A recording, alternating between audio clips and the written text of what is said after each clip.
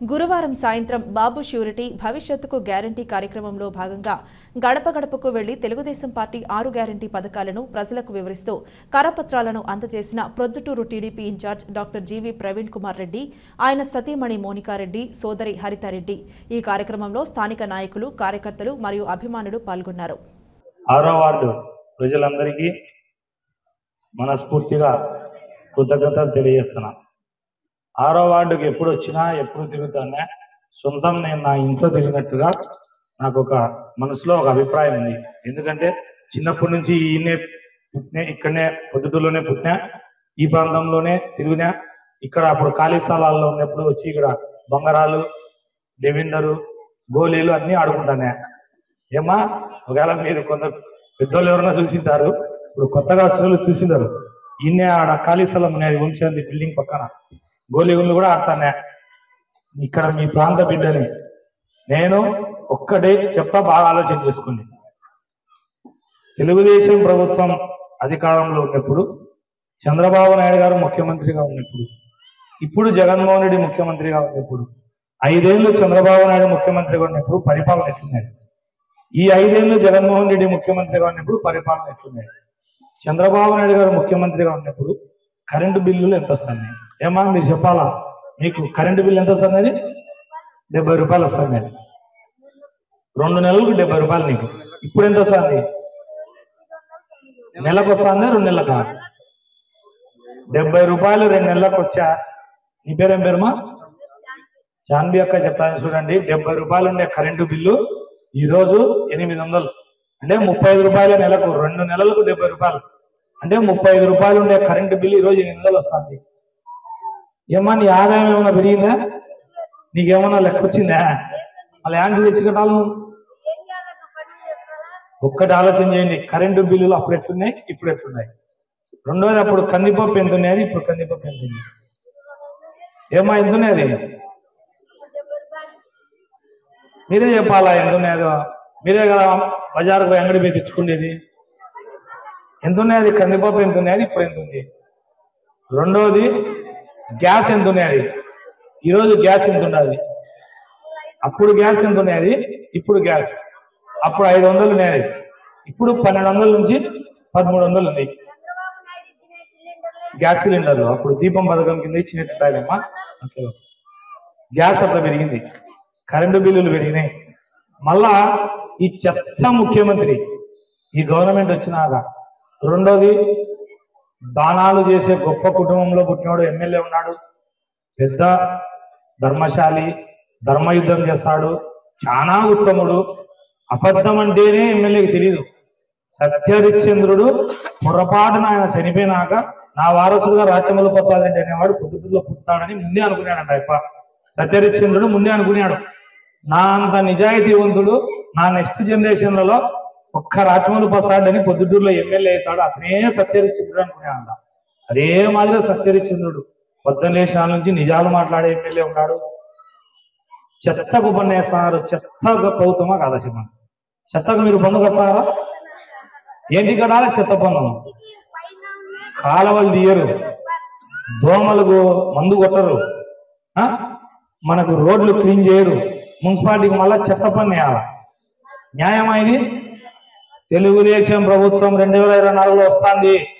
First మున్సిపాలిటీలో నాది బాధ్యత. చెత్త పన్ను రద్దు చేస్తాం. చెత్తకు పన్నే లేదు.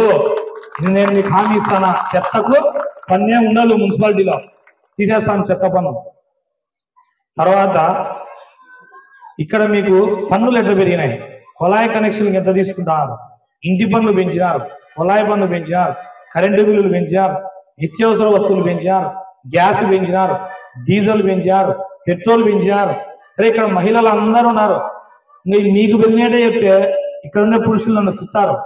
ఏం వాళ్ళ యొక్కడే పెరిగినా మాయ పెరిగింది చెప్పవే అని. ఇళ్లకు పెంచినారు. మద్యం పెంచినారా లేదా? 50 రూపాయలు ఉండే మద్యం బాటిల్ ఈరోజు 150 రూపాయలు అయింది. మళ్ళా అయింది, గోవా నుంచి ఎక్కడి నుంచో మద్యాన్ని తెచ్చి మన వాళ్ళే ఇక్కడ ఎమ్మెల్యేనే అనుచరులే మద్యం కూడా అమ్ముకుంటున్నారు. అంటే పేదవాడికి 50 రూపాయలకు వచ్చే మద్యాన్ని 150 రూపాయలు చేసినారు. పోనీ అది మంచిది అనుకుంటే మళ్ళా కల్తీ మద్యం. పెరగని వస్తువు ఏదైనా ఒక పేరు మీరు చెప్తే ఇప్పుడు నేను వినాలన్నా.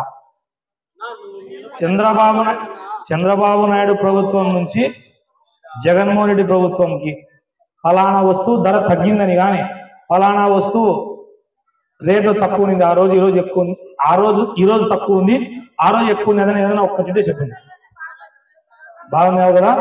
అది నువ్వు గట్టిగా ఒకటి ఆలోచన చేసుకోండి. ఇంకొకటి చెప్పానండి, ఒకటి పెరగలే, మీకు అది అర్థం కానమ్మా. ఒక వస్తువు ఉంది పెరగండి, మీ ఆదాయం పెరిగిందా? మీ ఆదాయం పెరగవా? చెత్త పన్ను వేసా, కుళాయిల పన్ను పెంచా, నీటి పన్ను పెంచా, కరెంటు బిల్లు పెంచా, గ్యాస్ పెంచా, పెట్రోల్ పెంచా, డీజిల్ పెంచా, ఆర్టీసీ ఛార్జీలు పెంచా, అవినీతి పెరిగిపోయి, మున్సిపాలిటీలో పని చేయించుకోవాలంటే లంచాలు పెరిగిపోయి, వాలంటీర్లకు లెక్కియాలా, కౌన్సిలర్లకు లెక్కియాలా, ఎమ్మెల్యేకి లెక్కియాలా, ఇన్ని పెరిగినాయి కదా. మీ ఆదాయం పెరగకుండా యాంటి తెచ్చుకెళ్తారు? మీరేమన్నా రాజ్యములు పోతారని మా దొంగలు ప్రింటింగ్ మిషన్ పెట్టుకున్నారు. ఆ తేమ రసపుత్ర రజనీ అని వైఎస్ఆర్ పార్టీ ఆమె దొంగ నోట్ల కేసుతో దొరికింది, ఎమ్మెల్యేకి రైట్ హ్యాండ్. అట్టేమన్నా మన దగ్గర దొంగ నోట్ల మిషన్లు ఉన్నాయా? ఏమన్నా మీ కాడ ఎట్టొస్తుంది మీకు డబ్బులు? మీరు రెక్కల కష్టంతో పనిచేస్తే మీకు లెక్క వస్తుంది. ఆ లెక్క సగం ముక్కాలు బ్యాండీ సాగు వాయి వచ్చే 25 పైసలు మీకు ఇంట్లో ఏదో ఒక దానికి నూనెకో కందివేళ్లకో దానికో దీనికో బాయ్. మిగతాది ఏం చేయాలి? అప్పు చేయాలా? ఈ పరిస్థితులు మారాలా? రెండోది, ఈ వైఎస్ఆర్ కాంగ్రెస్ పార్టీ నాయకులు ఉన్నారు, వీళ్ళు మాట్లాడుతుంటారు ప్రవీణ్కి ఓటు ఎందుకు వేయాలా అంటారు. ప్రవీణ్కి ఓటు ఎందుకు వేయాలని కూడా నేను చెప్తా. ఇనండి, నేను చెప్పేదాంట్లో నిజం ఉంటే ఓటు వేయండి, అబద్ధం ఉంటే వేయాలని. నేను ఏ రాజకీయ పార్టీకి సంబంధం లేని రోజుల్లోనే కడప జిల్లాకు సంబంధించిన నిరుద్యోగ యువకులకు యువతులకు ఉద్యోగాలు రావాలని చెప్పేసి నేను ఉద్యమాలు చేసిన. ఆ రోజు కూడా ఈ వార్డులో మీరందరూ నేను ఆమరణ దీక్ష చేసినప్పుడు కూడా మీరందరూ నా దగ్గరికి వచ్చాను. 106 గంటలు ఆమరణ దీక్ష చేశా. నా కొడుకు ఉద్యోగం వస్తుందనో నా కూతురుకు ఉద్యోగం వస్తుందనో నాకు అవసరం లే. ఎవరి కోసం చేసిన అంటే మన ప్రాంతంలో వలస వెళ్ళిపోతున్న రాయలసీమ బిడ్డల బంగారు భవిష్యత్తు కోసం మీరు తాలిబొట్లు తాకట్టు పెట్టి పిల్లలను చదివించి ఏనా మీ ఇళ్ళ జాగాలు తాకట్టు పెట్టి చదివించిన మీ పిల్లలకు ఉద్యోగాలు వస్తే వాళ్ళు కన్న తల్లిదండ్రుల్ని బాగా చూసుకుంటారనే ఉద్దేశంతో నేను చేసిన. మరి నాకు ఏ రాజకీయ పార్టీ ఆ రోజు నాకు మద్దతు ఇవ్వకపోయినా నేను చేసిన. నిస్వార్థంగా ఉద్యమం చేసి పోరాడి ఈ రోజు కడప జిల్లాకు స్టీల్ ఫ్యాక్టరీ వచ్చిందంటే ఆ రోజు విత్తనం నాటింది నేను, చెట్టుకు మొక్కైనాక నీళ్లు పోసింది నేను, సతా పెట్టింది ప్రజలు, మీరు ఆ చెట్టును పెంచింది మనం. ఇది కడప జిల్లా స్టీల్ ప్లాంట్ ఒక చరిత్రాత్మకమైన ఘట్టం. స్టీల్ ప్లాంట్ వచ్చిందంటే ఆ రోజు స్టీల్ ప్లాంట్ సాధనా సమితి అధ్యక్షుడిగా నా కృషి.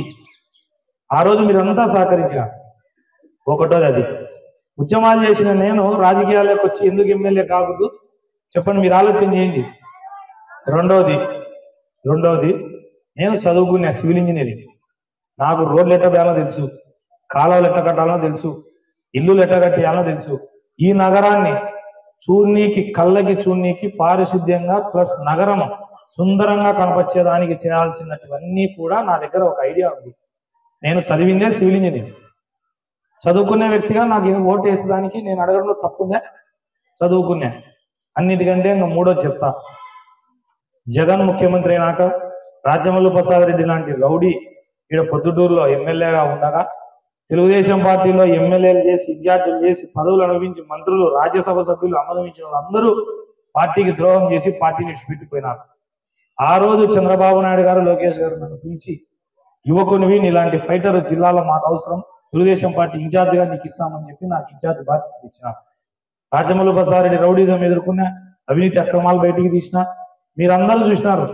నేను ఇంట్లో ఉంటే నా ఇంటి మీద రాళ్ళు వేసినారు వచ్చి, నన్ను 29 రోజులు జైల్లో పెట్టాను. నేను వాళ్ళ ఇంటి మీదకి పోయినానా, వాళ్ళు మా ఇంటి మీదకి వచ్చారా? మరి రాజమల్లు ప్రసాద్ రెడ్డి ఉద్యమాలు చేసిన అనుభవం ఉంది, చదువుకున్నా, ఒక విజన్ ఉంది, తెలివింది.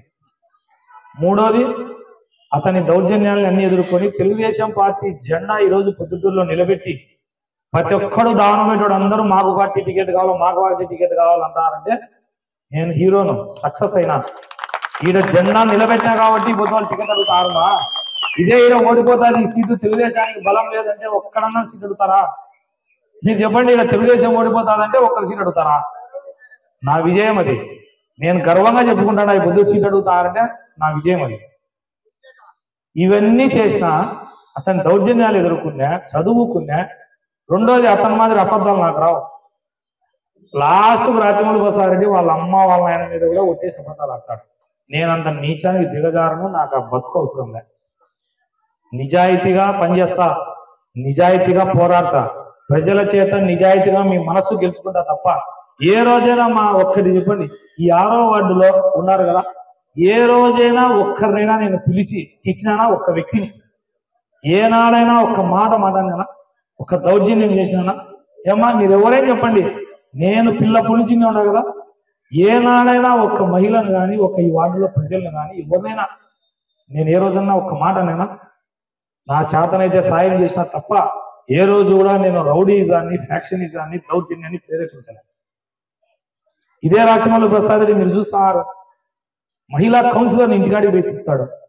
మహిళా కౌన్సిలర్ను, వాళ్ళ కౌన్సిలర్ను ఏనాడైనా ఒక్కరిని నేను ఈ ప్రాంతంలో కానీ పొద్దుటూరులో కానీ ఒక్కరిని తిట్టినా?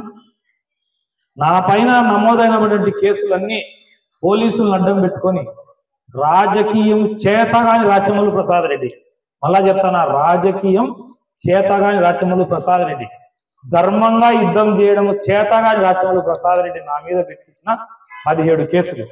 ఏ రోజు కూడా ఒకరి దౌర్జన్యం కానీ ఒక కేసులో కానీ నేను 29 రోజులు ఒకసారి నన్ను జైలు పంపించినాడు.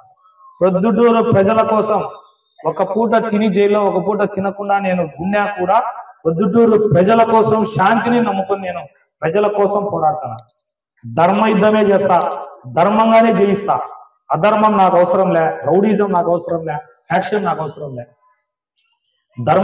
ధర్మంతోనే జయిస్తా. రాబోయే ఎన్నికల్లో రాచమల్లి ప్రసాద్ రెడ్డి అహంకారానికి, రౌడీజానికి, ప్రవీణ్కు ప్రేమకు మధ్యన జరిగే ఎన్నికలు ఇవి.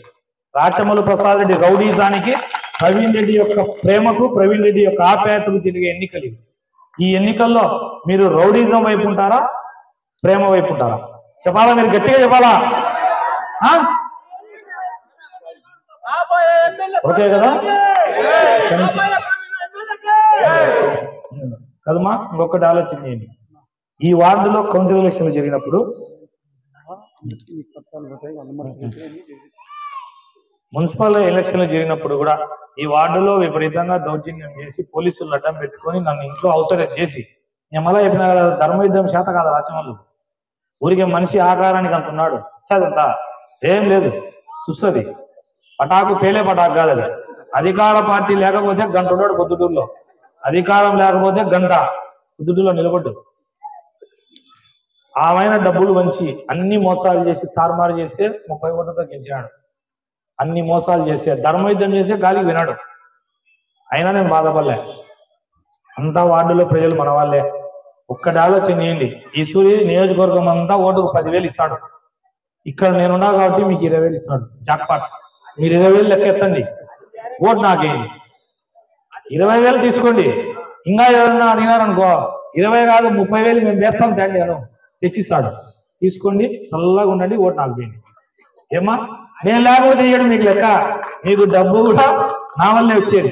ఇది మీరు ఆలోచన చేయాలా. మీకు డబ్బు వస్తుందంటే నా వల్ల వస్తుంది. నా మీద కోపంతో మీకు ఇస్తాడు, నేను ఇస్తాను. కనీసం మీకు డబ్బు వచ్చేది కూడా నా వల్లే.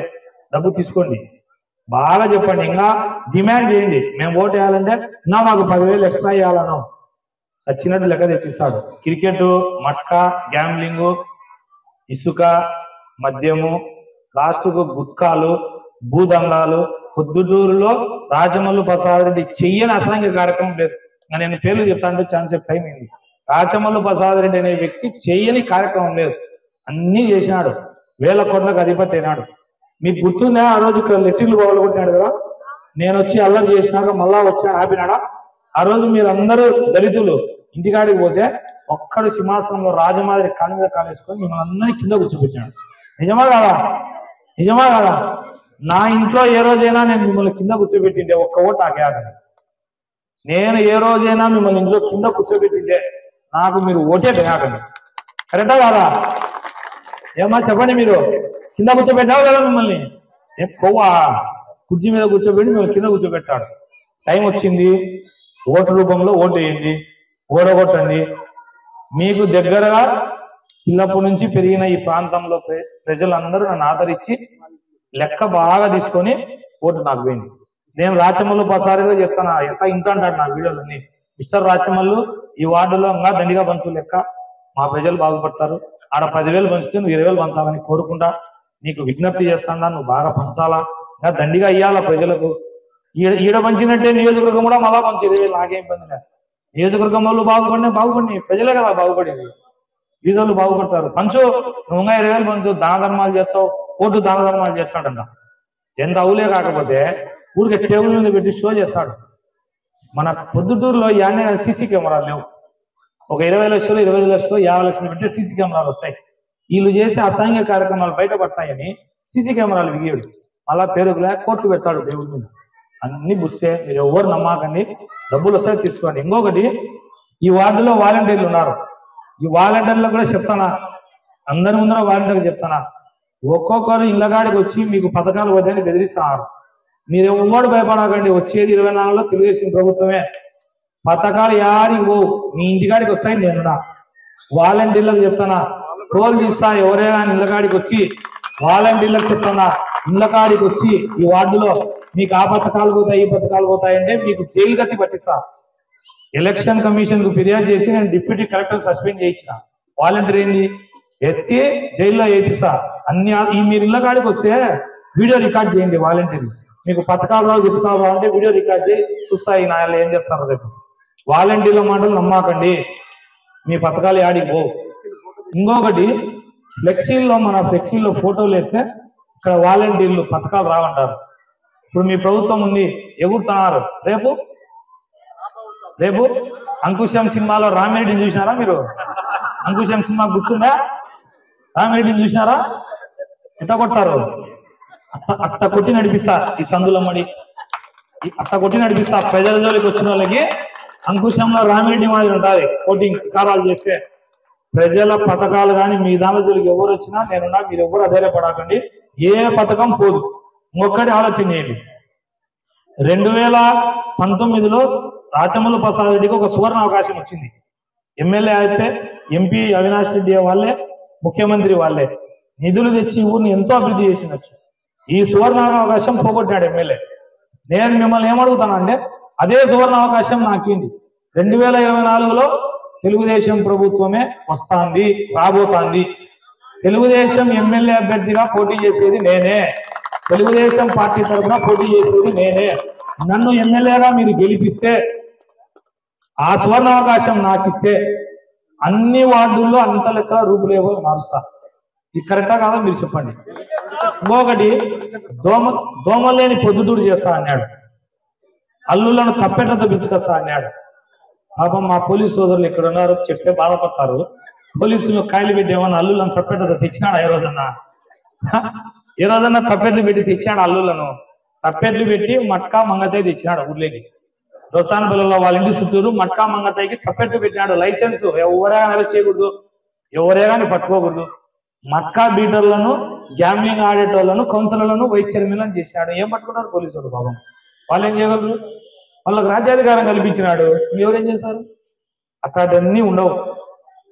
మీకు వాలంటీర్లు బెదిరిస్తే భయపడాకండి, నేనున్నా, లెక్కిస్తాడు, తీసుకోండి, ఓటు వేయండి. పిల్లప్పటి నుంచి తిరిగిన ఈ ప్రాంతంలోని మీరు ఎమ్మెల్యే గెలిపింది. అన్ని ఇళ్లలో అందరూ డబ్బులు తీసుకోండి, ఓటు నాకేయండి. రెండోది, ఇళ్ల స్థలాలు మీరు చూసినారు, 2 సెంట్లు పట్టా చేత్తో బీగం అన్నాడు. యాన్నో ఇచ్చినాడు సెంటు. వార్డులో మీ అందరికీ మాటిస్తానా, మీ స్థలాలుంటే ఇన్నే ప్రభుత్వం నుంచి డబ్బులు ఇప్పిస్తా, ఇల్లు కట్టుకోండి. స్థలం లేని వాళ్ళు ఎవరైనా ఉంటే రండి, స్థలం తీపిచ్చి మీకు ఇల్లు కట్టించే బాధ్యత నాది. రూపాయి డబ్బు లేకుండా. రాజమల్లు ప్రసాద్ నేను లెక్క తీసుకోను. ఎందుకంటే ఒకటి చెప్తా వినండి, ఎన్ని వందల కోట్లు అవినీతి చేసి పేదవాడి కడుపు కొట్టి సంపాదించిన లాస్ట్కు సత్యం మనం కూర్చేది ఆ రోడ్ల గుంతలోనే. నేను నా జీవితం చివరిలో కూడా నా లాస్ట్ శ్వాస వరకు ప్రజల చేత మంచి అనిపించుకోవాలనే ఉన్నా. నేను అతని మాదిరి తునా కూడా అనిపించుకోను, అతని మాదిరి తిట్టించుకోను. నాకు ఆ బతుకు అవసరంలే. నాకు ఆ పరిస్థితే వస్తే నేనైతే అట్లాంటి జీవితంలో భరించలేను. నేను చెప్పలేను మీకు అంతకంటే హీనంగా. నా జీవితంలో అటువంటి అవినీతి కార్యక్రమాలు కానీ లుచ్చా పనులు కానీ నేను చెయ్యను. నాకు తల్లిదండ్రులు క్రమశిక్షణ నేర్పినారు, నిజాయితీ నేర్పినారు. నేను యుద్ధమే చేస్తా కానీ నాకు ఆటుపోటు తగిలినా నిలబడతా తప్ప ధర్మయుద్ధం చేస్తా తప్ప అధర్మ యుద్ధం చేయను. ఏమా మీ అందరికి అర్థమైంది నేను చెప్పింది? రాచమల్లి ప్రసాద్ రెడ్డి ఇందాక వీడియోలో ఈ వార్డులో 20,000 రాసుకో నోట్, 6వ వార్డులో 20,000 లెక్క పంచాలా రాచమల్లి ప్రసాద్ రెడ్డి పంచాలని చెప్పేసి కోరుతానా. మీ అందరూ బాగుండాలమ్మా. 24లో ఎమ్మెల్యే అయ్యేది నేనే, తెలుగుదేశం ప్రభుత్వం వస్తుంది. మీ అందరి సహాయ సహకారాలు, మీ ఆశీస్సులు, మీ కొడుకు ఎమ్మెల్యే అవుతారనే ఉద్దేశంతో మీరు ఓటు చేయండి. ఈ వార్డులో ఈ ప్రజలందరినీ కూడా నా సొంత కుటుంబం మాదిరి చూసుకుంటానని మాటిస్తానా. జై తెలుగుదేశం, జై చంద్రబాబు గారు.